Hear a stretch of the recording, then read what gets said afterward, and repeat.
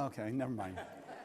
All right, so today, because it is the time of miracles, that's what I wanted to speak about, miracles. And as I wrote on Facebook, the Kabbalists teach God doesn't create miracles. We create miracles. The problem is we don't realize how powerful we are in creating miracles. And some of you are already thinking, okay, he's going to tell us how to make miracles moving forward. But today I want to show you how you've already been doing it.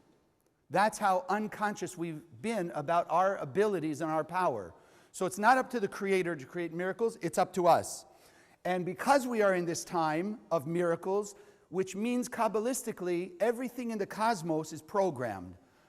Not quite like the seasons in Florida, which are almost non-existent, right? But in the same way, you know, let's put it this way. The sun and moon do operate in Boca, yes? In Florida, okay. So in that same way, then this is a time of miracles. What we want to learn today is how we can change the way we've made miracles. Because we've already been doing it. Unfortunately, not in the best way and not making the greatest use of our ability. So that's what I want to get to this morning. So as we said, in a simple way, what do we see in the cosmos? We see everything as nature. And when we say nature, we mean there's a system. If you put an orange seed in the ground, what kind of fruit do you get in a couple years? Orange, right? That's nature. We see the sun is out now, and after whatever, 8, 10, 12 hours from now, what are we going to see? The moon, the darkness. So we know that nature works systematically. It works according to a programming. How many of you have a computer? Great. Who runs your computer? Yeah, the computer. Who decides what shows up on that computer? We do. You push in whatever information you need, you push the website address, and the computer by its system will bring that website up. So the computer is programmed, but who has the ability of determining what programming it shows up? We do. So the same the Kabbalists teach us with nature. We also have the power. Nature cannot change its programming, but we as human beings have been given that ability to change the programming of nature. And that's what we want to do because we don't realize how much we've been doing it already. So if we think about, if I took a piece of clay, some of us have a little more ability, a little less, but the clay itself is just the substance that I'm going to make something with. You following me? So then according to the Kabbalists, this thing called the light of God, which is all pervasive in the universe. When we talk about the presence of God being omnipotent and omnipresent everywhere and all powerful, the Kabbalists just simply call it light, the endless light of God. And therefore everything in our physical universe is made of that light. The chairs you're sitting on, made up of light. The carpet that you walk on, made up of light. Our flesh and blood, made up of light. The camera, made up of light. Everything in this room, everything in the world, the sun, the moon, the stars, all made up of the light of God. So that light then manifests in physical form, like us. The light of our soul is manifest in our flesh and blood, in our physicality. And so we want to understand if we have the power over that substance, if we're the ones determining what shape it takes, then we have to ask ourselves, so why is it in such a chaotic shape if we decide? Because the paradox is we do decide. Every day we're deciding. There's a Kabbalistic phrase, Bekol Yom Tamid Ma'aseh Bereshit. Every day the world is made new. The thing is, we always think, or used to think before Kabbalah, the Creator makes it. So like every day God wakes up and remakes the world. No, you and I, when we wake up in the morning, we are the creators of our world. We're deciding what our world will be like. And that's as simple as we have the understanding. Have you ever heard somebody say, you woke up on the wrong side of the bed? And then the next day you can wake up on the right side of the bed? So what are they really saying? Why would they tell you that you woke up on the wrong side of the bed? Because they see you not in the happiest mood like usual. Usually you walk into work, smiley, happy, singing, dancing, something, and today you don't. So they say, woke up on the wrong side of the bed. So what did you do? From your usual happy, joyous nature, you recreated that morning, at least until they woke you up, you created something other than that. So who decided? We say you woke up on the wrong side of the bed. which then means what? The bed decided. Right? The bed decided your mood. And I think I've said it before, I'm still trying to figure out after all my years in this lifetime, which is the right side of the bed and which is the left side of the bed. Right? Because I want to make sure I'm always getting out on the right side of the bed. Of course, my wife is on that side, so the right is that way. But you understand the idea. So it's we who decide. So if it's we who decide, how many of you would like to have it all blissful, loving, peaceful, great life right now? Okay, so then why are we creating that? If that's what we want, and we are the creators and manufacturers of our world, each one of us creating our own world, and we all want a blissful life, why isn't our life blissful? Food for thought. So the Kabbalists teach us a very powerful phrase.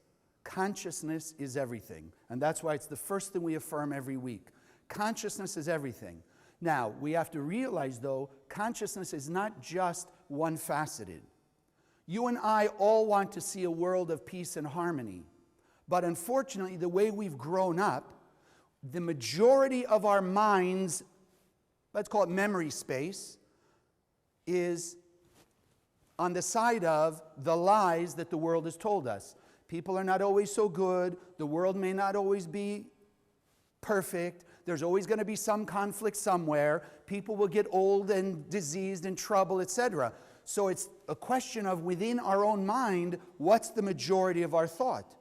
So we may be growing in light and blessing and peace and harmony, but to some extent, still at this point, we're not on the majority of that. So there's an example some of you know called the placebo effect. Right? They take a group of people, divide them in half, and then they give, usually it's with medication of some form, so they give people the new medication they're testing to help this particular ailment, and they give the other people with the same ailment, they give them a sugar pill. But they tell them that it's this new medicine that's going to solve their ailment. And over and over and over again, it's proven the people who believe the sugar pill is actually the medication will get healed. The Rav used to talk about a very interesting placebo effect. Some gentleman, and it was in one of the books, I forget now which one, the Rav wrote it. The guy had like third stage cancer, something horrible, and they gave him a sugar pill and said, this is a new medication, will cure him. And whatever the lump was disappeared like in a few days.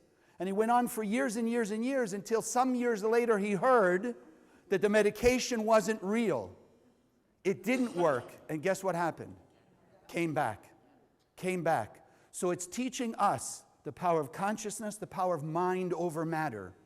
And so we understand that we've allowed ourselves to believe limitation. Some of you may not know because what's happened since, but years and years ago, it was thought by scientists that a human body could not run a mile in under 4 minutes. The way they figured, it was just the mechanics of the body and the flesh and the bones and everything else. It couldn't be done under 4 minutes. Until one man, Roger Bannister, decided, and that's what he said. He decided in his mind he was going to break that 4-minute mile. And he was the first one to do it. And guess what happened the moment he did it? Then a lot of other people, not you and me, I don't think, right? But a lot of other people broke that 4-minute mile. But where were those people before? They were stuck, like in one way or another, we are stuck today in some limitation. There's something we don't believe we have the power or the ability to achieve. And that's what we're changing today. Because if the majority of our mind is saying we can't achieve, which means it has to stay in a little bit of conflict or chaos, then the majority of our creator miracle nature is creating the chaos. Not the other people. Nobody can create for you and me. We can only create for ourselves. But like anything, if I took that piece of clay and I want a little ashtray out of it and I give it to you and you want a vase, so it's not that I didn't create it and you created my vase and I didn't get my ashtray. No, I gave you the power. So when we allow our consciousness to be governed by other people, then in essence, it's not them creating. We've accepted the same consciousness they have. So if their consciousness is chaos, is just the way the world is going to be, and we're not going to see peace on earth, then that's what we'll believe. And that's what we'll create. But at the same time, we have so many examples. Every great spiritual leader you can think of, in one way or another, went against the majority of people and the majority of that lie energy, that falsehood energy that said, yeah, people are this way and that way, whatever. And then why do we call them spiritual leaders? Because they broke the mold. They said, yes, this is the way the world was going, and they said, no, the light of the Creator, the power of the universe, the power of our ability to create is more than anything else out there. And so keep in mind over matter. We have that ability to change everything. There's nothing we can't. Anything you could think of that you're feeling right now, you have a limitation. I guarantee you, if you'll Google,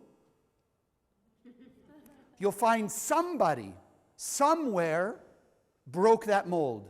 Somebody was healed of the disease. Somebody overcame that ailment. Somebody overcame that difficulty. Somebody got out. Somebody made, isn't it interesting? Rags to riches, but we never hear about the riches to rags. Right? But all those things are happening. They're already out there. We just have to decide for ourselves and not allow ourselves to decide by them. That's what we don't want to do. So then miracles, if we're going to talk about miracles, as we are right now, we consider miracles something that are supernatural, beyond nature. Right? So when you read like Joshua stopped the sun, first of all, it's a Bible story and we don't always believe all the stories in the Bible. Right? Maybe it's just Aesop's fables in biblical form. Right? But what did he do with nature? The sun comes up and down every 24 hours. According to the Bible, he stopped the sun, which we're going to get into. It's supernatural. So we say, no, nature says 24 hours, the sun should come up and rise and set, etc., etc. He was able to stop it. He was able to change what we think is nature, and therefore we call it a supernatural event and a miracle. So then in our relative frame, we've got to rethink ourselves. We've got to remold ourselves. What was the original nature as created by God? What's the original form of the earth? Should it be like this? Hurricanes, tornadoes, fires, floods, all the disasters? Is that what God created originally? When you read the story of Genesis? No. Heaven on earth. Everything was harmonious. Everything was peaceful. Whatever temperature you're comfortable at, that's what it was. Right? We didn't even have to fight over the thermostat. It's like you had an invisible bubble. So if I liked it at 69, it was 69. If you like it at 75, it was 75. But you said it was heaven on earth. Now, the more important part, how did God create people? The original human beings. Were we like we are now? A little bit of anger, a little bit of jealousy, a little bit of frustration, a little bit of ego, greed, like that. Is that our original nature? God created us pure and perfect. We are pure and perfect beings of light. We are a piece of the Creator manifest in this physical body. So if that's the original nature, then we here in the Kabbalah Center come to understand that the true miracle is chaos. The true miracle is sickness. So how many of you have ever been sick in any way, shape, or form? So imagine, if your original nature is perfect health and vitality, now you realize how powerful a miracle maker you have been, because you were able to take the perfection that the Creator set in motion originally in us and make some kind of ailment out of it, or create some kind of chaos. That's the miracle. But why are we today so focused on miracles like somebody who's extremely sick and suddenly they get healed, or somebody who's in abject poverty and suddenly they find riches, or somebody who's in a difficult situation in the middle of one of these conflicts around the world and they survive, like that woman, I can't even say her name, I don't think, the one that was attacked by the Taliban and she survived and things. You remember this one? Yeah.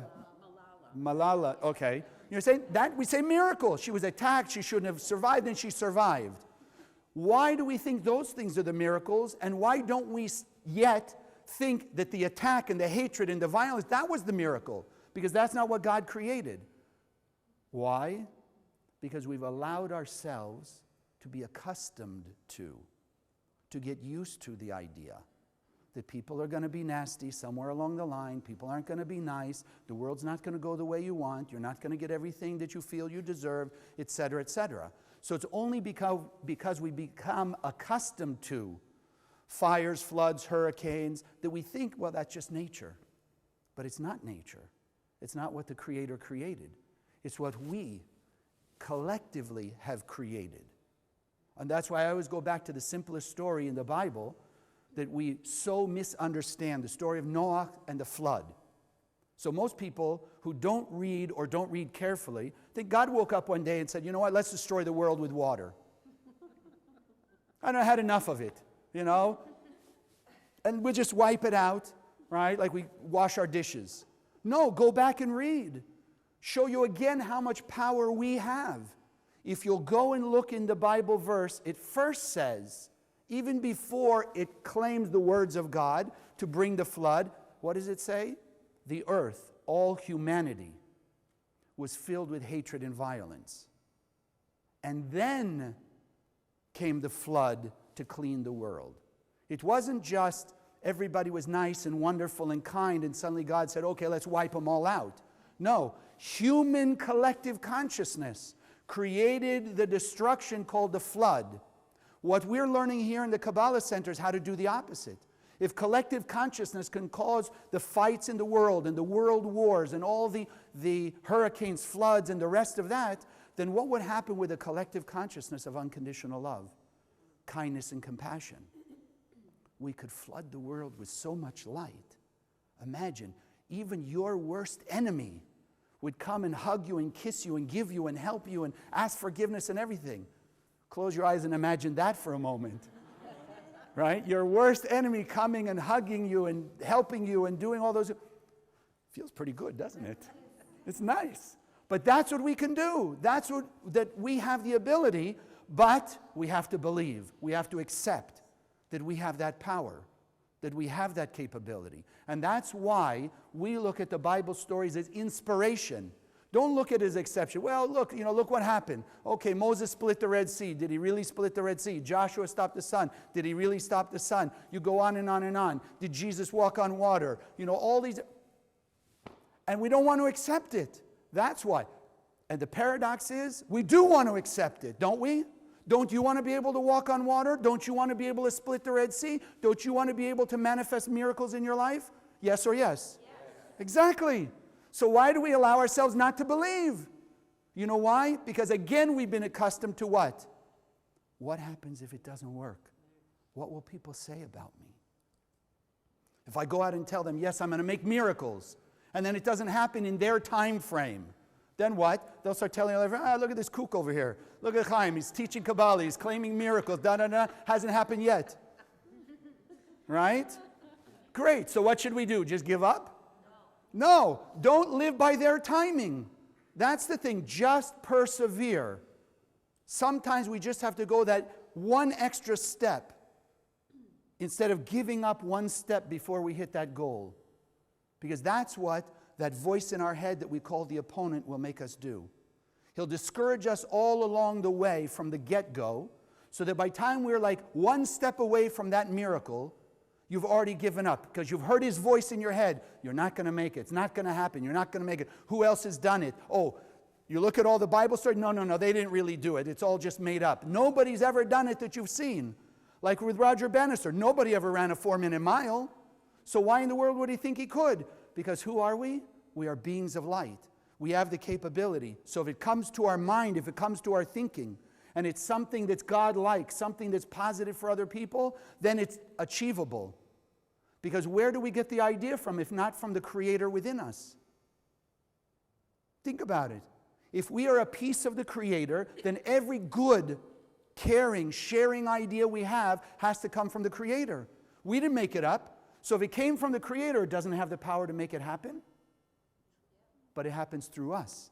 That's why we understand here. We are made in the image and likeness of God. We have that ability to manifest miracles. We take the light substance, like clay, we mold it into whatever we decide. So that's why even, tell me you never woke up on the wrong side of the bed. How long does the wrong side of bed have to affect you? A minute. If you wake up and you realize I got up on the wrong side of the bed, you don't even have to go back into bed and get on the other side. All you have to do is look in their mirror and say, no, I'm deciding now to be positive, to get up on the right side, to be happy, to be joyous. It doesn't have to last at all. It's back to our consciousness, and it's what we believe about ourselves. And that's why I often tell you, as we do today, we are pure and perfect beings of light. And we have to keep telling ourselves that until the majority of our brain believes that we are beings of light and we're not the opposite. That's what it takes. That's what it takes. That's why it's constantly in fact, because once you leave this building, what do you think you're going to start to see more of? The perfection. We'll want to see that. We'll go out looking for it. But what do you think that accustomed part of our opponent thinking is going to point out in the world? All the bad news. Look what's going on. This one's not doing this and this and this. Remember, it's a battle. If it's not a battle, we don't appreciate it. If we don't have to make an effort, we have no true lasting joy from it. So there's going to be effort. But that's why the beauty of this gathering every week is to empower us, so that when we group together, remember, collective consciousness. But when you go out and you leave this room and you leave this building and you're on your own path, whatever you're going to do the rest of the day, are you by yourself? Unless you believe you are. But if we collectively gather our consciousness here, then when we walk out, wherever we go, even though physically I may look like I'm by myself, I'm with all of you and all the people in all the centers who are thinking the same way. So then I never have to be alone. And if I have those many people with all that good energy with me, how could I not defeat that illusion that's trying to always show me what's going wrong with the world, the half empty? I start to see more and more of the half full everywhere, and even in the half empty part, what's really there? Still the light of God. It's just covered up. So you take the cover away and the light shows up. It's up to us to draw the light out of the darkness. It's up to us to see the light in everybody and everything. And if that's in our consciousness, there is only the endless light of God everywhere and in everyone, then that's what we'll respond to and that's what we'll get. So who's the creator of miracles? We are. But we have to believe that we have that power to go back to the original system of perfection. In fact, the Kabbalistic writings from about 500 years ago, they tell us, there's one Kabbalist in particular, Avraham Azulai, who was talking about the times we live today, because there is a cosmic timing to things. And he says, in our generation, what we consider in the old way miracles will become the nature of things. Like miracles will be commonplace. So think about it. I mean, how many miracles do we have today that we don't even realize it? How many of you are old enough to remember when there were no cell phones? Exactly. So a few years before that, if someone said, yes, I'm going to come up with this little cell phone that you can talk to anybody anywhere around the world and has no wires, what would we have considered it then? A miracle. Why? Because we were used to the wired phones. So the unwired cell phone would be miraculous. Today, you can go almost to any place on earth in the midst of abject poverty practically, and they all got cell phones. How common is the miracle of a cell phone? You understand? Think of it that way. But we take it so for granted, we don't realize how miraculous it is. So it's already started. It's not from this day forward. From this day forward, we can create better miracles between people. We don't need the cell phone and the computer. That's what Kabbalah is about. The physical will take place on its own. Cell phones, jet planes, computers, all of that. But the difference is human interaction. We are here to be miracles towards each other. We are here to create miracles with each other. We are here to create miracles and show the world how to make the miracles. But like we said, the one main condition, because all of us would like to say, sure, I'd like to go home now and see a pot of gold, or my soulmate, or something like that. But the key to...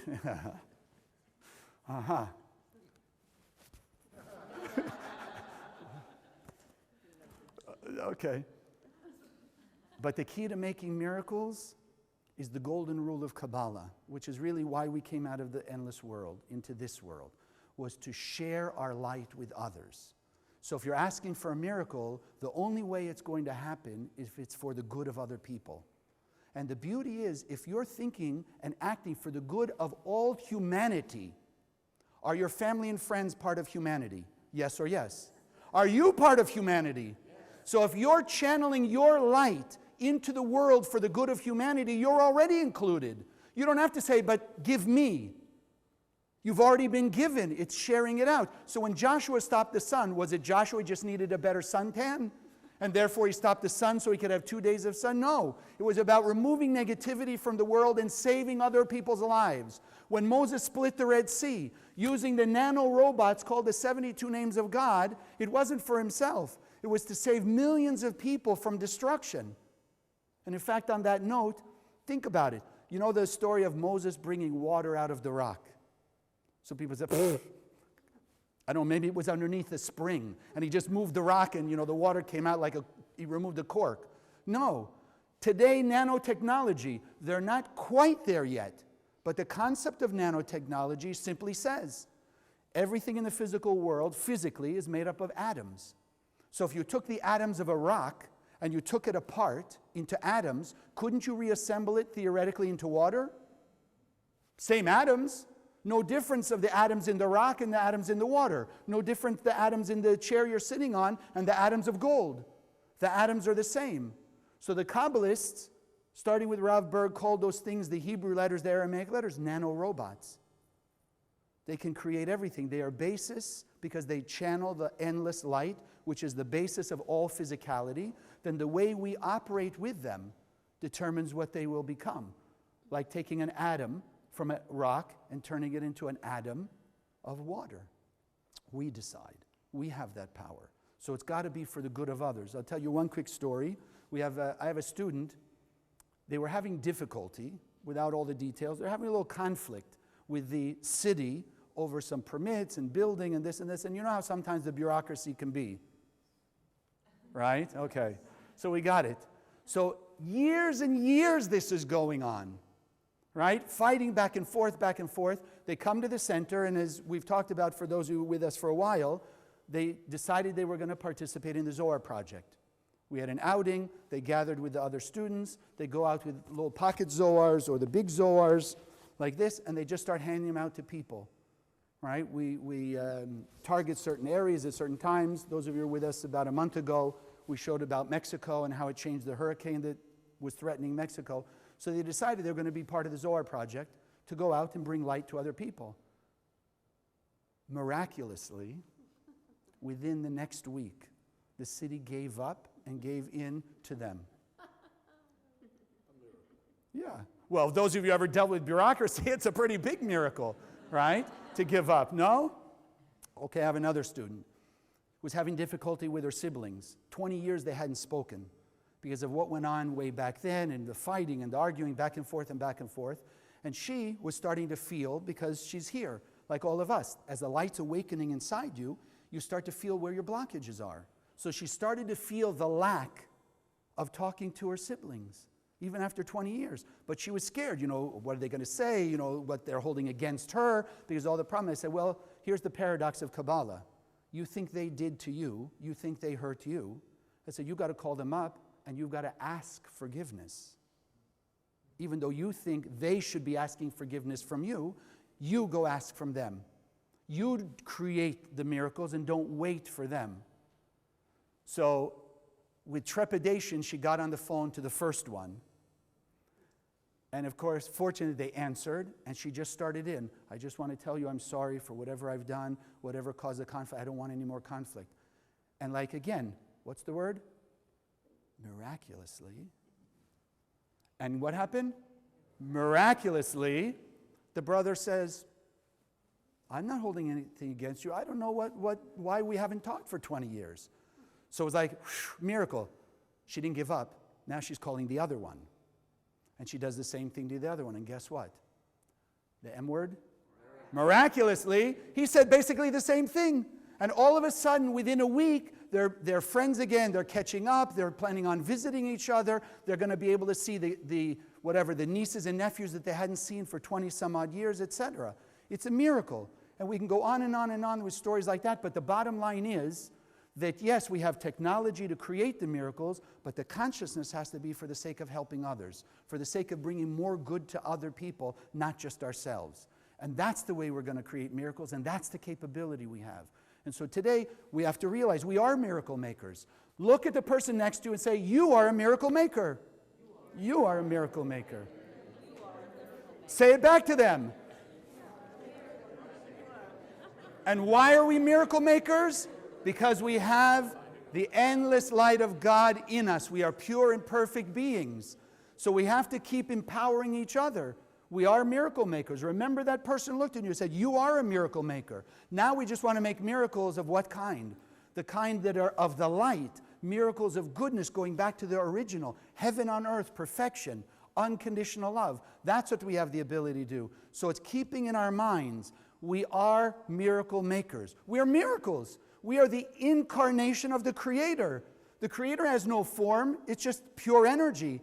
Consciously, unconditionally loving energy, but it's pure energy. So look at us already in the flesh and blood. We are God incarnate. That's already miraculous. Now we just have to have the thought. We have to go out into the world. Decide today that today, in the infusion of this energy that's here now in this time of year, the cosmos is open where we can create the miracles. The original miracle that showed us this almost 2,500 years ago in Mass, called the defeat of the Greek army by this small band of Maccabees. The few over the many. We have the power because it's in the cosmos if we open our consciousness.